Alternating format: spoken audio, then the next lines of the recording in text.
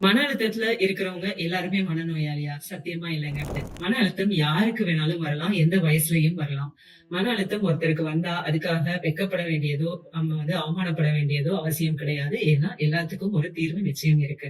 World health organisation அப்படிங்கிற ஒரு நிறுவனம் என்ன தகவல் சொல்லியிருக்காங்க அப்படின்னா, 50 மில்லியன் இந்தியர்கள் மன அழுத்தத்துல இருக்காங்க அப்படிங்கறது சொல்லியிருக்காங்க. நம்ம ரீசென்ட்டா எல்லாருமே சோசியல் மீடியால பார்த்திருப்போம். ஒரு இளம் நடிகர் ஒரு மன அழுத்தத்தினால அவரு எந்த அளவுக்கு அவர் பாதிக்கப்பட்டாருன்னு நம்ம எல்லாருமே பார்த்து ரொம்ப வேதனைப்பட்டோம். மன அழுத்தத்துல நம்மளோ, நம்ம சுத்தி இருக்கிறவங்களோ இருக்காங்க அப்படின்னு சொன்னா, என்ன அறிகுறிகள் நம்ம அத பாத்துக்கலாம் அப்படின்னா, முதல் விஷயம் தூக்கமின்மை, இன்சோம்னியா. நம்மளால சரியா தூங்க முடியாத ஒரு நிலை.